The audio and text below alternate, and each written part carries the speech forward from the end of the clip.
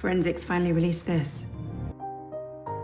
The film is about an elderly writer who visits the small village where he grew up, and as he walks through, he catches a glimpse of the same woman. He falls in love with his youth, but she has not aged at all. He follows her but is not ready for what he finds. The full is 2006 released home mystery drama, and the title of the movie is Spectrum. Thomas is a successful writer who has spent the last 40 years living outside Spain after the strange death of his wife. He receives an old, the tart card, the loud card, has a strong meaning for him due to something that happened in his past. So he returns to the small village in which he was born and raised while driving. He recalls through flashbacks his adolescence in the 60s, in a primitive and superstitious village in the countryside. While studying with his friends, Carlos and Vincenti, they tell rumors about Mora, the lonely newcomer that lives in a house on the hill. In accordance with the beats of the village, the gorgeous Mora would be a witch that had encounters with the devil during the night. At a young age, he desperately fell in love with a woman whom everyone in the tick stunned considering her as a witch. She died a painful death during a fire, and now he's haunted by nightmares and visions from which the blood freezes in his veins, and her hair moves on his head here and there.